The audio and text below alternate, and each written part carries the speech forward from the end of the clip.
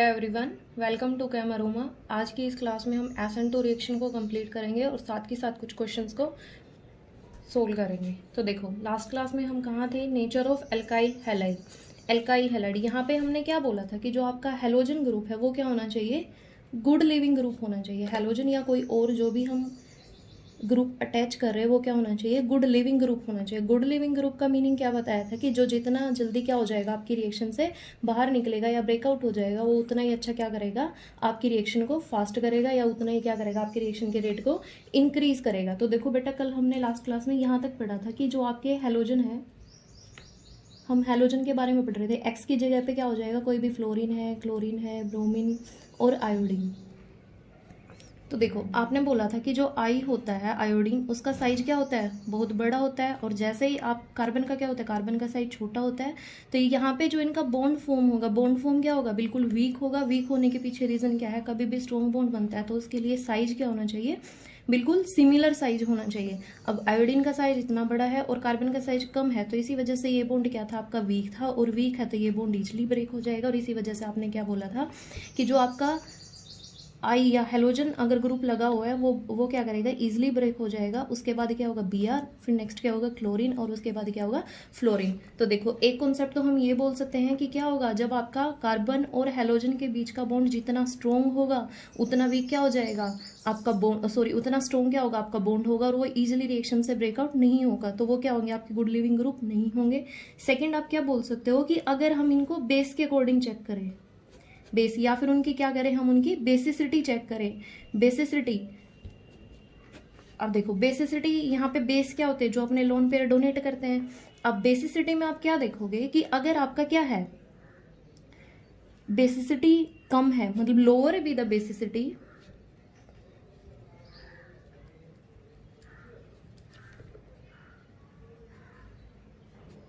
Better be the leaving group.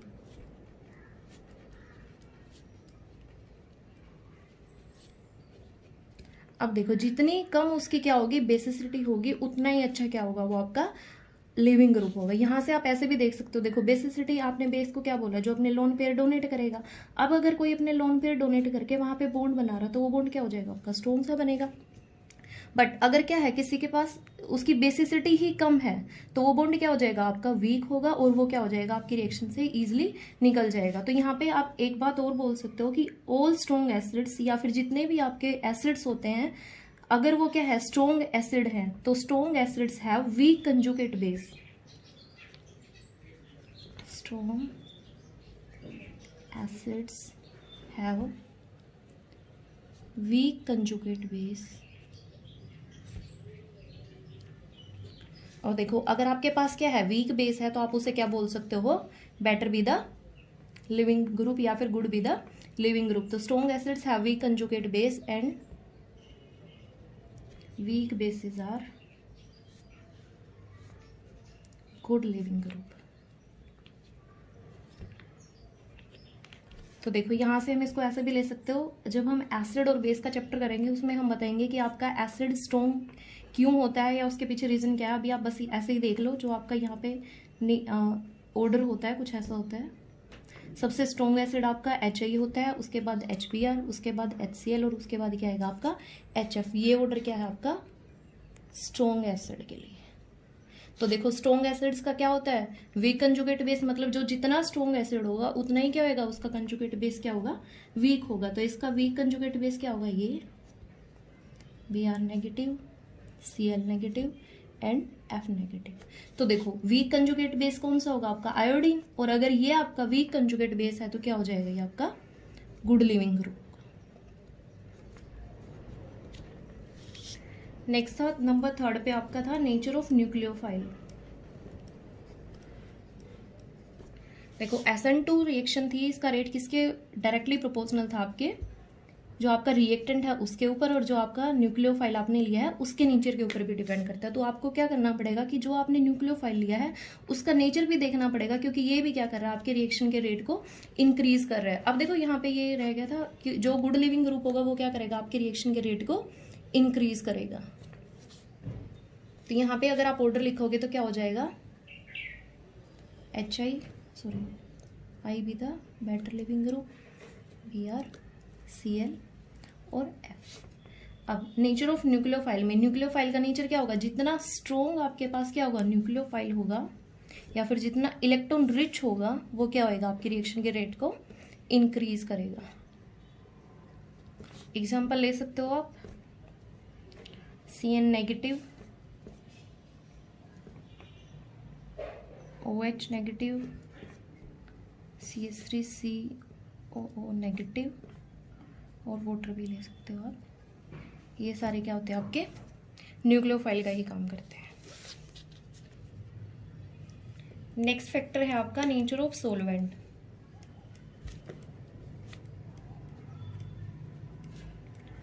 अब देखो आपका सोलवेंट क्या होता है, आपके सोलवेंट दो टाइप के होते हैं, एक क्या होता है पोलर और दूसरा क्या होता है नॉन पोलर सोलवेंट। देखो नॉन पोलर सोलवेंट का तो न्यूक्लियोफिलिक सब्स्टिट्यूशन रिएक्शन में कोई इफेक्ट होता ही नहीं, तो ये तो हम पढ़ेंगे नहीं, हम पढ़ेंगे बस पोलर सोलवेंट के बारे में। अब पोलर सोलवेंट भी आपके फर्दर टू टाइप्स के होते हैं, एक होता है आपका पोलर प्रोटिक सोलवेंट, नेक्स्ट होता है आपका पोलर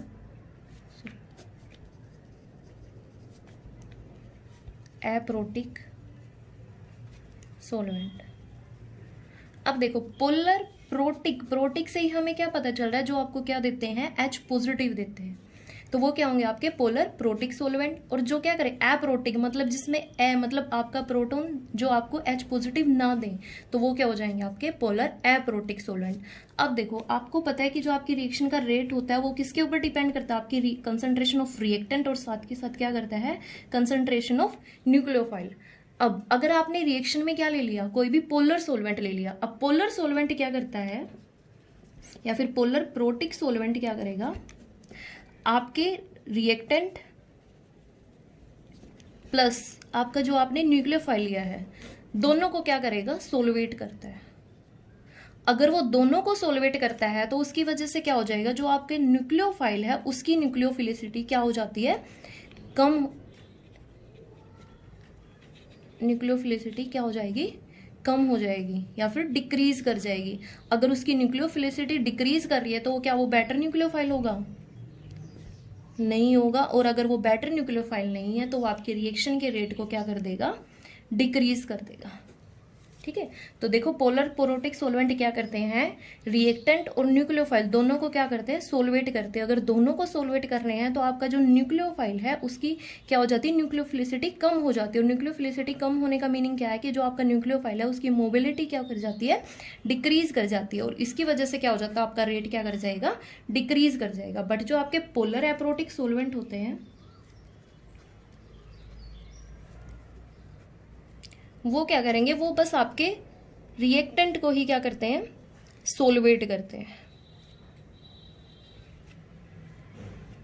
तो क्या होगा आपका जो न्यूक्लियोफाइल है उसके ऊपर क्या होगा नो इफेक्ट। अगर कोई भी इफेक्ट शो नहीं कर रहा तो आपका न्यूक्लियोफाइल की जो न्यूक्लियोफिलिसिटी है वो बिल्कुल सेम रहेगी, तो वो क्या करेगा आपके रेट को इंक्रीज करेगा। अगर वो रेट को इंक्रीज कर रहा है तो आप क्या बोल दोगे, जो आपने SN2 रिएक्शन के लिए आपने सोलवेंट लेना है कौन सा बेटर सोलवेंट होगा, जो आपके पोलर एप्रोटिक सोलवेंट होते हैं। एग्जाम्पल में आप ले सकते हो, एक क्या होगा आपका DMF होगा और दूसरा क्या होगा आपका DMSO। तो देखो DMF क्या होगा डाई मिथाइल फॉर्मामाइड, इसकी स्ट्रक्चर आप ले सकते हो। देखो डाई मिथाइल मतलब आपके पास क्या होंगे दो मिथाइल ग्रुप होंगे, फॉर्माइड मतलब एक आपके पास क्या हो सकता है एल्डिहाइड ग्रुप हो सकता है, और साथ में क्या होगा आपके पास नाइट्रोजन कंटेनिंग कंपाउंड होगा। तो आप इसकी स्ट्रक्चर ले सकते हो C+OH_N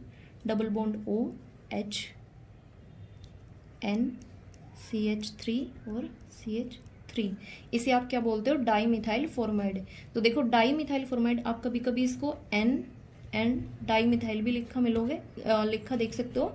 तो यहाँ पे देखो NN क्यों यूज किया, क्योंकि ये N के साथ अटैच है, तो आप क्या बोलोगे NN डाई मिथाइल फॉर्माइड। तो देखो नेक्स्ट क्या है आपका DMSO डाई मिथाइल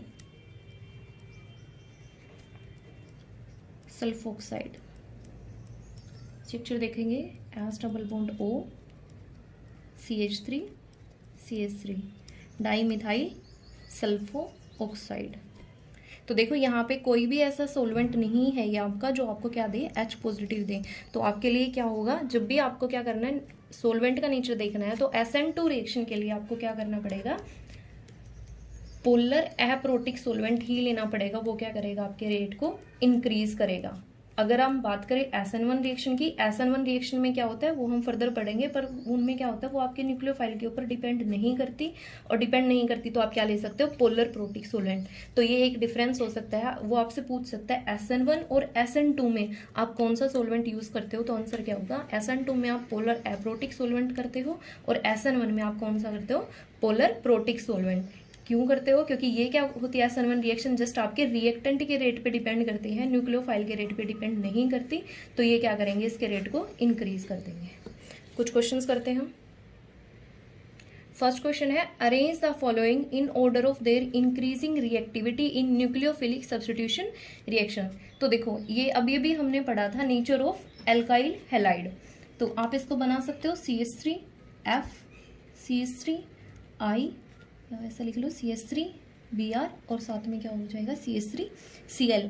अब आपको पता है ये वाला बॉन्ड क्या होगा, सबसे वीक होगा, और वीक बॉन्ड है तो क्या हो जाएगा, आपकी रिएक्टिविटी क्या हो जाएगी, इसमें इंक्रीज करेगी। और रिएक्टिविटी अगर ये इसकी क्या करेगा, रिएक्टिविटी को इंक्रीज कर रहा है, तो ऑर्डर क्या हो जाएगा CH3I, फिर क्या होएगा CH3Br, नेक्स्ट आएगा आपका CH3Cl, उससे नेक्स्ट आएगा आपका CH3F।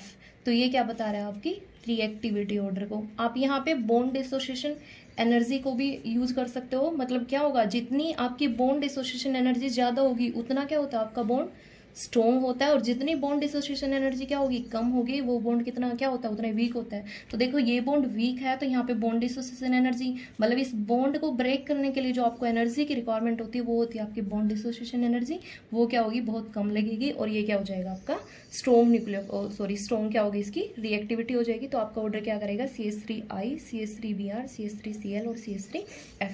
नेक्स्ट क्वेश्चन है, CH3 thrice CCl CH3Cl which one react faster with OH negative SN2 mechanism से। तो देखो बेटा SN, यहाँ पे हमने क्या पढ़ा था, हमने नेचर ऑफ एल्काइल में पढ़ा था कि जो आपकी 0 डिग्री कार्बन होती है वो आपकी ज्यादा रिएक्शन के रेट को इंक्रीज करती है, उसके बाद आपकी प्राइमरी, नेक्स्ट आपकी सेकेंडरी, और उसके बाद आती है आपकी टर्सरी। तो इसको ओपन फॉर्म में लिखते हैं Cl। अब देखो 3 कार्बन लगी हुई है, CH3 और CH3। तो जो आपकी ये वाली कार्बन है ये कौन सी है, आपकी टर्सरी कार्बन है। देखो टर्सरी कार्बन क्यों बोला है, क्योंकि इस कार्बन के साथ 3 कार्बन अटैच हैं, तो ये क्या हो गया आपकी टर्सरी। और CH3Cl में क्या हो जाएगा CH और Cl, और ये वाले कार्बन क्या है आपकी 0 डिग्री, क्योंकि यहाँ पे सारे आपके क्या लगे हैं, HH ग्रुप लगा, कोई भी आपका CH3 नहीं लगा, तो ये क्या हो जाएगा आपका 0 डिग्री। तो यहाँ पे कौन सा फास्टर होएगा, 0 डिग्री। तो क्या हो जाएगा CH3Cl क्या हो जाएगा, फास्टर होगा, देन CH3Cl।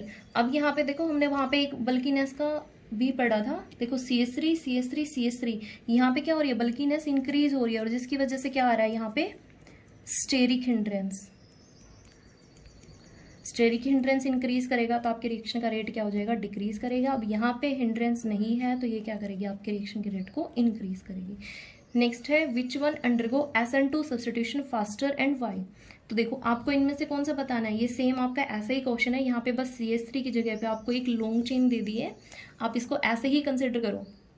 देखो कार्बन चेन बिल्कुल सेम है, आपका डिफरेंट क्या है, बस आपका जो यहाँ पे ये ग्रुप लगा है ये बिल्कुल डिफरेंट है, CH3I, और यहाँ पे भी आप इस ग्रुप को अगर R लगा लो और ये आपका RI हो जाए, और ये भी क्या है आपका RI, और ये क्या है आपका RCl। तो बता सकते हो कौन सा फास्ट करेगा, RI will be the faster than RCl। तो इन दोनों में से कौन सा रिएक्शन, सब्स्टिट्यूशन रिएक्शन को फास्टर देगा, ये वाला। नेक्स्ट है, इन ए SN2 substitution reaction of the type. आपको देखो कोई भी रिएक्शन दी गई है, यहाँ पे R आपका इनमें से कोई भी और ग्रुप हो सकता है, उसके साथ आपने Br लगाया है, यहाँ पे आपने न्यूक्लियोफाइल Cl लिया है, सोलवेंट आपने DMF लिया है, RCl प्लस Br। तो देखो SN2 उसने बोला है, DMF उसने दिया है, और ये क्या है आपका पोलर एप्रोटिक सोलवेंट है, तो ये क्या करेगा, रिएक्शन के रेट को इंक्रीज करेगा। अब देखो रिएक्शन के रेट को इंक्रीज कर रहा है, अब जस्ट आपको R देखना है, R यहाँ पे फर्स्ट पे ये है, सेकंड ये, थर्ड ये, फोर ये। अब ऊपर क्वेश्चन नंबर 2 में हमने देखा था कि जो क्या होगा आपका बिल्कुल लेस स्टेरिक हिंड्रेंस होगी, जहाँ पे या फिर आपका 0 degree, first degree, second and third degree, ये होता है आपका ऑर्डर। तो देखो ये वाली कार्बन क्या है आपकी, सॉरी ये दिख रहा है यहाँ पे क्या है, क्योंकि आपका जो एल्काइल हेलोजन ग्रुप है वो यहाँ लगा है, तो ये क्या है आपकी फर्स्ट प्राइमरी, ये वाली भी क्या है आपकी प्राइमरी ही है, ये भी आपकी क्या है प्राइमरी है, और ये भी क्या है आपकी प्राइमरी। तो देखो यहाँ पे ये कॉन्सेप्ट तो लगेगा नहीं क्योंकि सारे की सारी कार्बन क्या है आपकी प्राइमरी। उसके बाद हम देखते हैं कि बल्कीनेस पे, तो देखो यहाँ पे तो इतना बड़ा ग्रुप लगा है, और यहाँ पे क्या है CH2CH3 लगा है, यहाँ पे क्या है CH2, ये पूरा लगेगा, यहाँ पे CH3 मतलब इस CH2 के साथ एक CH3 लगा है, और यहाँ पे क्या है CH2 के साथ CH3 लगा है। तो सबसे ज़्यादा किसका होगा, नंबर 2 का। उसके बाद क्या होगा, इन्होंने एक का ही पूछा है तो आप क्या बोल सकते हो, ये वाली जो आपकी कार्बन होगी ये क्या होगी, सबसे फास्ट होगी। नेक्स्ट है CH3 CH2 CH2 Br। जैसे आप इसके रिएक्शन किसके साथ करवाते हो, NaCN के साथ कराते हो, तो आपको ये मिलता है CH3 CH2 CH2 CN। Reaction will be faster in. अब देखो SN2 रिएक्शन फास्टर कब होती है, जब आपके पास क्या होता है पोलर एप्रोटिक सोलवेंट होता है, और पोलर एप्रोटिक सोलवेंट कौन सा होता है, DMF। इसकी स्ट्रक्चर हमने पीछे की हुई थी, वो क्या होता है आपका DMF, और ये क्या करेगा आपके रिएक्शन के रेट को इंक्रीज करेगा।